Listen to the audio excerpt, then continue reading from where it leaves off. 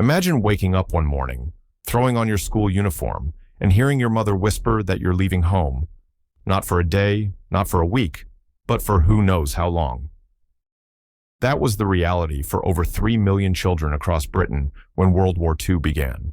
They weren't soldiers, they were just kids, with gas masks hanging around their necks and labels tied to their coats like luggage. When the first sirens echoed through London in 1939, the government ordered the evacuation of children from cities that were expected to be bombed. Trains filled with wide-eyed boys and girls clutching small suitcases, unsure if they'd ever see their parents again. For many, it was supposed to be a temporary move, a few months in the countryside until things calmed down. But the war didn't calm down. It got worse. One child evacuee, George Ritchie, later remembered being just 6 years old when he was sent away from Glasgow. He said the fear wasn't in leaving, it was in not knowing why. "All I remember," he said, "is my mother crying as the train left. I didn't understand what was happening, but I knew it was bad." For children like George, the countryside was strange, quiet, alien, sometimes even unwelcoming. Some hosts treated evacuees like family, others like intruders. The children had to adapt quickly. Overnight, they went from city kids to farmhands, helping with animals and harvests. They were supposed to be safe, but danger had a way of finding them. Some rural towns were bombed too, others flooded with refugees, and a few children ended up being moved again, displaced not once, but several times during the war. What made it even harder was the separation. Parents back in the cities couldn't always write. Letters were censored or delayed. A few families lost all contact for months. For a child, that silence was torture. And yet, even in that chaos, something remarkable happened. They adapted. They learned to make friends, to survive, to find a new version of normal in a world that had stopped making sense. One young girl named Elsie, evacuated from London to Devon, wrote in her diary, "I miss Mum's voice most, but I can hear the sea here. It's the only thing that feels calm." Elsie's simple words reveal what many evacuees felt, a strange mix of fear and wonder. The war had stolen their homes, but it had also given them a glimpse of a different world, one they never would have seen otherwise. Still, for every child like Elsie who found moments of peace, there were countless others who faced cruelty or neglect. Some were exploited for free labor, others were bullied for their accents or city manners. The war blurred the line between protection and punishment. By 1945, many of those children had been away from home for 6 years. They left as kids and returned as strangers to bombed-out neighborhoods and parents who'd aged decades in their absence. The evacuation was meant to save them, but it also stole their childhoods. And while Britain's children were shipped away for safety, in other parts of the world, there was no escape. The war didn't send them away. It came straight to their doorstep. But that wasn't the whole story. Because for millions of kids in Europe, survival meant living under occupation, air raids, and constant fear. For some children, there was no train to safety, no countryside escape. The war didn't wait for them to leave. It arrived at their front doors, uninvited and unstoppable. Across Europe, cities turned into battlegrounds, and childhood turned into survival. In Poland, the war began at dawn on September 1st, 1939. Sirens wailed, bombs fell, and the sky turned red. 8-year-old Janina Bauman was on her way to school when the first explosions shook Warsaw. At first, she later recalled, "I thought it was thunder." But it wasn't thunder. It was the beginning of a nightmare that would last 6 long years. Her father rushed home from work, covered in dust and fear, and her family crammed into a basement, listening to the city crumble above them. For Janina and millions of others, there was no somewhere safer. The only option was to hide, to run, or to learn the new rules of survival. Food was rationed, schools closed, and the streets, once filled with laughter, became places of whispers and warning signs. Children learned to recognize the sound of approaching planes. They knew which direction to run when the alarms sounded. In London, the Blitz turned nights into terror. Kids slept in underground train stations, packed shoulder to shoulder with strangers, while bombs thundered overhead. A 10-year-old named Peter Davies remembered holding his little sister's hand so tightly, her fingers went numb. "I thought if I didn't let go," he said, "maybe the bombs wouldn't find us." Above ground, their home was nothing but ashes by morning. And yet, even surrounded by destruction, children found ways to live. In bombed-out ruins, they played with bits of shrapnel, turning war debris into toys. Some turned the chaos into adventure, not because they didn't understand, but because they were trying to. Children adapted in ways adults couldn't. Where grown-ups saw danger, they saw a game, or a chance to feel brave.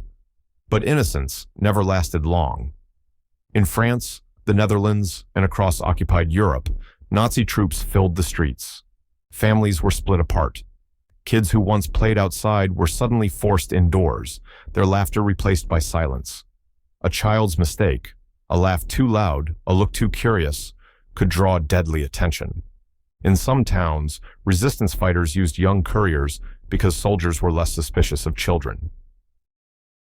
A 12-year-old French boy named Henri carried secret notes inside loaves of bread for the resistance. He said later, "I didn't know what I carried. I just knew not to drop it." But not all had the courage or the luck to survive. Many were trapped inside besieged cities like Leningrad, where starvation was the real enemy. Children froze in unheated apartments, clutching empty pots, their childhood fading faster than the light from the windows. The war didn't just take their homes. It rewired their minds. Kids learned to read the sky like a map, to tell the difference between bomb types from the sound alone, to sleep through explosions. They weren't supposed to know any of this, but they did. And just when they thought the worst had passed, another reality began to take shape, a darker one that would pull even more children into the war's machine. Because for many, survival wasn't enough.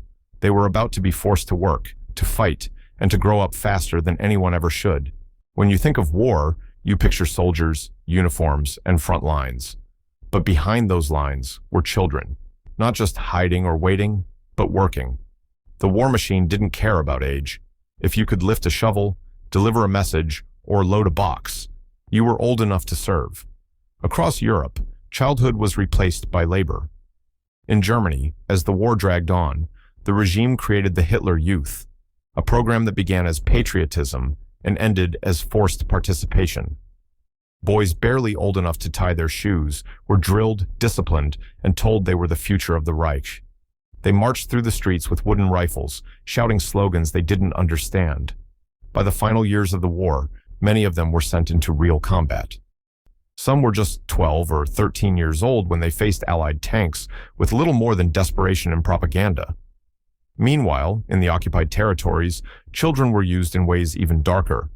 In Poland, Ukraine, and parts of Eastern Europe, Nazi forces kidnapped thousands of children, sending them to work in factories or on farms to support the German war effort.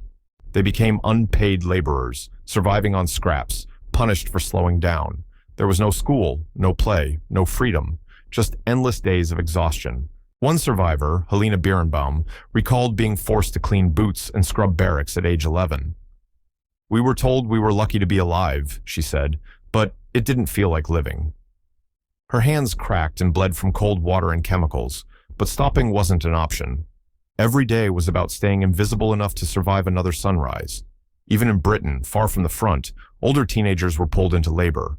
The government created the Bevan Boys program, drafting young men into coal mines instead of the military. Some were only 18 or 19, working in darkness while their friends fought overseas. They weren't soldiers, but the danger was real. Explosions, collapses, and exhaustion claimed lives underground, just as the war did above. For children in the Soviet Union, the story was just as brutal. When the Nazis invaded, many schools were turned into armament factories. Kids as young as 10 worked 12-hour shifts assembling ammunition, repairing weapons, or weaving uniforms. Every ration counted. Every hand was needed. Childhood became a resource, something to be used up for the sake of victory. And while the adults fought on the battlefields, the children waged their own kind of war, one of endurance. Their bodies were small, but their burdens were massive. The sound of laughter had been replaced with the clang of metal, the hum of machinery, and the endless orders of adults too broken to notice they were destroying a generation. By 1944, entire armies were running out of men. That's when the unthinkable happened. Children were no longer just laborers or helpers. They became soldiers. In Germany, boys from the Hitler Youth were drafted into combat. Some defended Berlin itself in the final days, holding rifles that were almost taller than they were. They were told they were heroes. In truth, they were children trapped in someone else's madness. And as the war closed in, the next chapter would take everything a step further, because for many of these young souls, even survival didn't mean freedom. The war would tear apart families, erase childhood memories, and leave wounds that never healed. The war may have ended on paper, but for millions of children, it never truly stopped. The bombs quieted, the soldiers went home, and yet, in the hearts of those who had grown up through it, the echoes never faded. They had seen too much, lost too much, and they carried it silently. In Warsaw, Janina Bauman, the little girl who once thought the first bombs were thunder, later said she couldn't remember what it was like to feel safe. After the city's destruction, she and her family spent months hiding from soldiers, starving and terrified. "I used to dream of bread," she wrote, "and when I woke, I'd cry, not because I was hungry, but because I remembered what happiness tasted like." For Janina and for countless others, safety was a memory they could never fully recover. All across Europe, loss became a normal part of childhood. In Leningrad, thousands of children froze to death during the siege. Those who survived learned to find food in the snow, gnawing on wallpaper paste to stay alive. In France and the Netherlands, some came home to find entire families gone, deported, missing, erased. Imagine being 10 years old and realizing you're the only one left. That was reality for more kids than anyone wanted to admit. The physical scars were obvious: burns, injuries, malnutrition. But it was the invisible ones that cut the deepest. Many children stopped speaking for months. Some flinched at the sound of thunder for the rest of their lives. Psychologists today would call it trauma, but back then, there wasn't even a word for it. Society expected them to move on, to grow up, get jobs, start new lives. But how do you return to normal when your normal was war? Take Tadeusz Borowski, a Polish boy who survived Auschwitz as a teenager. After liberation, he became a writer, but his stories were filled with a cold detachment, not because he didn't feel, but because he felt too much. In one of his letters, he wrote, "We were not made for peace. Peace feels like another form of waiting." That line captures what so many survivors lived through, a sense that the world might explode again at any moment. Some found ways to cope. They turned to art, music, writing, anything to make sense of the chaos. Others buried it, locking the memories away, raising children of their own, without ever telling them what they'd seen. A generation built entire lives on top of silence. And yet, even in the silence, the war's shadow remained. Nightmares, flashbacks, sudden waves of fear. They followed these kids into adulthood. They married, worked, laughed, and lived, but the ghosts of their childhood never left. Every thunderstorm, every loud noise, every smell of smoke, it brought them back. It's easy to think of war as something that ends when treaties are signed. But for those who lived it as children, the ending was only the beginning of another battle, one fought inside their minds. And despite the pain, something powerful began to emerge from that darkness: resilience, courage, and an unexpected kind of heroism that didn't come from weapons, but from hearts that refused to give up. Because while some children were broken by the war, others became silent heroes, risking everything to save others when no one was watching. War took away their innocence, but it couldn't take away their courage. Even in the darkest days, some children refused to stay silent. They weren't soldiers, they weren't trained, yet they became spies, messengers, and rescuers in ways no one could have expected. Across occupied Europe, children became the heartbeat of resistance movements. They knew the alleys, they could move unnoticed, and the enemy rarely suspected them. That made them powerful and dangerously brave. In France, a boy named Marcel Pent, nicknamed Quinquin, was only 6 years old when he began helping the French resistance. His father was part of an underground network, and Marcel secretly delivered coded messages tucked inside his school books. He never told his friends what he was doing. He just smiled and went about his day. One night in 1944, While helping his father guide paratroopers, a grenade accidentally detonated. Marcel was killed instantly. He was just 6. It took decades for his story to be recognized, but today he's remembered as the youngest resistance fighter in France. And Marcel wasn't alone. In the Netherlands, Truus Overstegen and her sister Freddie joined the Dutch resistance as teenagers. They sabotaged bridges, distributed anti-Nazi pamphlets, and even led rescue missions to help Jewish children escape. Truus was only 16 when she learned to fire a gun. "We didn't think of ourselves as heroes," she later said. "We just couldn't stand by." Their bravery came from something deeper than rebellion. It came from a child's sense of right and wrong, uncorrupted by fear.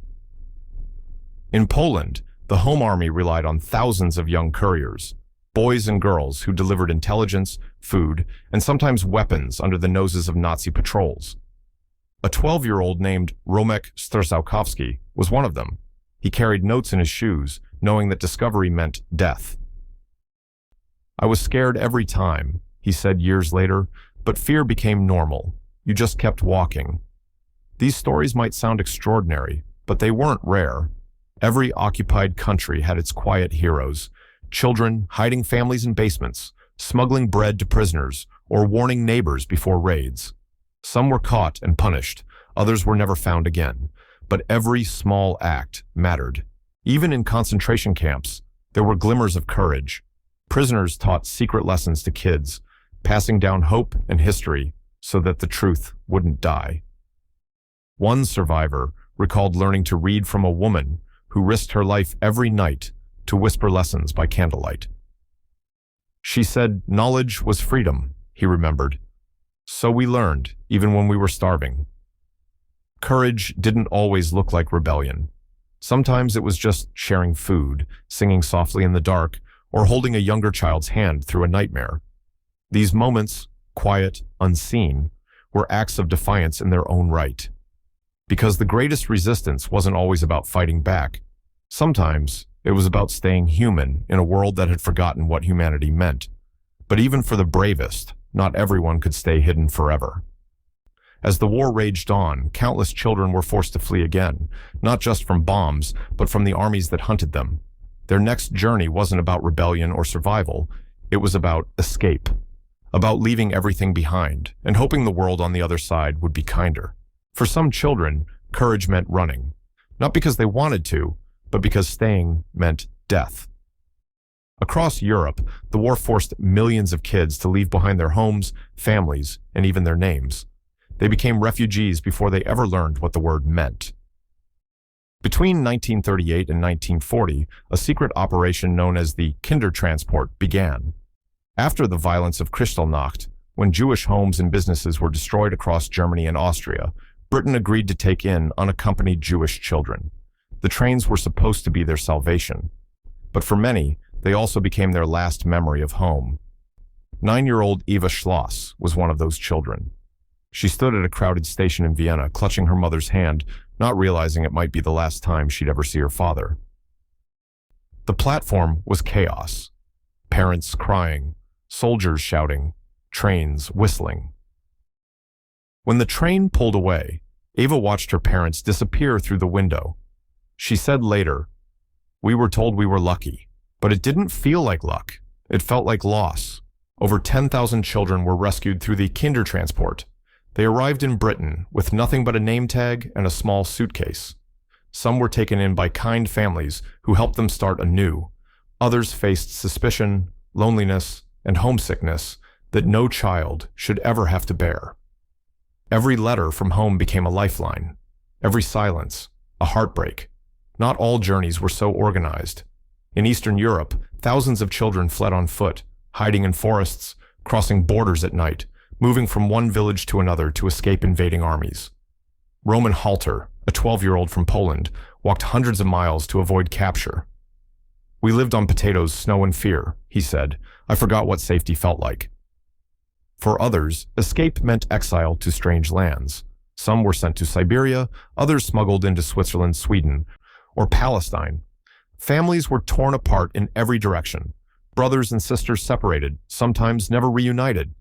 These children carried with them not just their few belongings, but the weight of memories too painful to describe. The journeys were long, uncertain, and cruel. Many children never reached safety. Trains were bombed, borders closed, refugee camps overflowed. And yet, even in the face of all this, many kids showed a strength that defied their age. They built small communities, cared for one another, and found ways to hold on to hope. In Britain, some Kindertransport children grew up to become artists, scientists, and leaders, living proof that even from tragedy, new beginnings could grow. But every success carried a shadow. When the war ended, most learned that their parents hadn't survived. Home was gone, and the people who made it home were gone with it. Imagine being 16 and realizing you have no country to return to, no family waiting for you, no past left to reclaim. That was the reality for thousands of these children. They survived, but the cost was everything. Still, the Kindertransport stands as one of the rare moments in history when compassion triumphed over fear. It didn't save everyone, but it saved someone. And sometimes, in a world consumed by hate, that's enough to change everything. But when the war finally ended, the question became, what happens to a generation that never truly had a childhood? The war was over, but the story of these kids was far from done. Because returning home didn't mean peace. It meant starting over in a world that no longer felt familiar. When the war finally ended, the world celebrated. Flags waved, bells rang, soldiers came home. But for millions of children, the end of the war didn't mean the end of suffering. It meant the beginning of something even harder, rebuilding a life from the ruins. Across Europe, cities were unrecognizable. Streets where kids once played were now piles of bricks and dust. Schools had no roofs, no books, no teachers. Families searched through refugee lists and mass graves, hoping for names they would never find. For many children, home was a word that no longer had a meaning.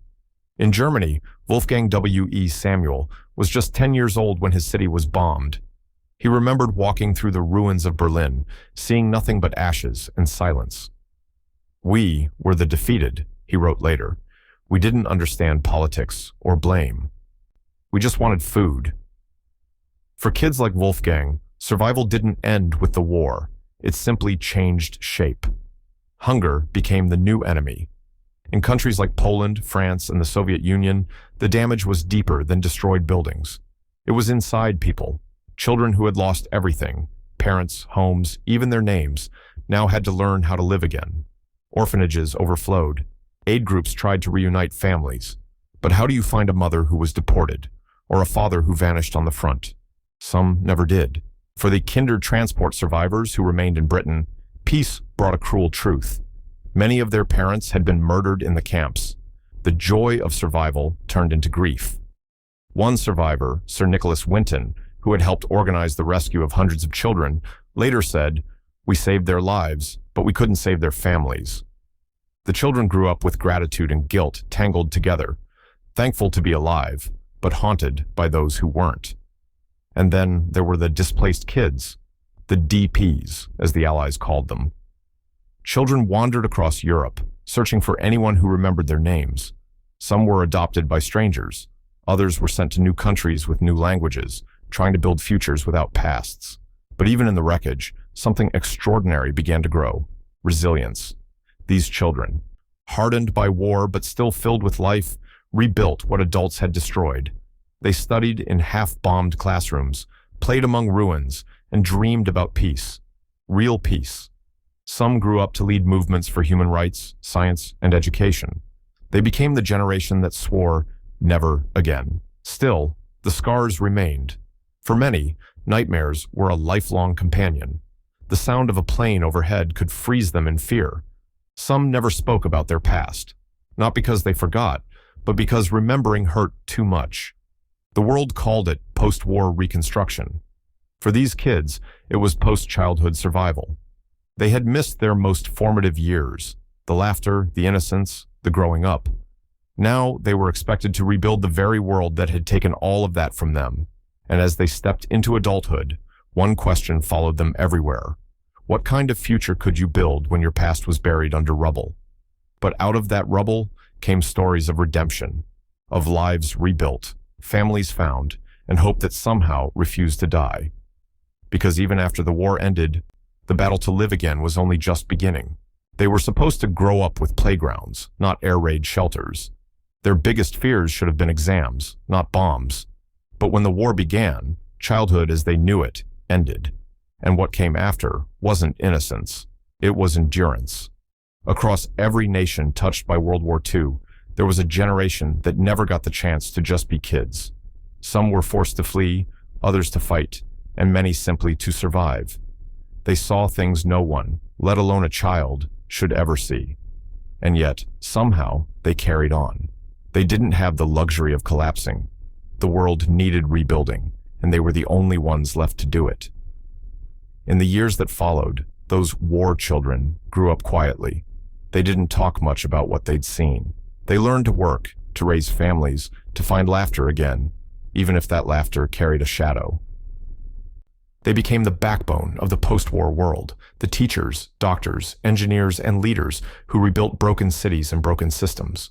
But beneath their achievements, the memories still lived, deep, silent, and unhealed. Some, like Anne Frank, never got the chance to grow up at all. Her diary, written in hiding before she was taken away, became a voice for millions who couldn't speak. Her words, "In spite of everything, I still believe that people are truly good at heart," still echo as a haunting reminder of the hope children carried even in humanity's darkest hour. Others, like Roman Halter or Eva Schloss, rebuilt their lives from nothing, choosing to tell their stories so the world would never forget. They became living witnesses, not just to war's brutality, but to the strength of the human spirit. They proved that even when childhood is stolen, resilience can still grow in its place.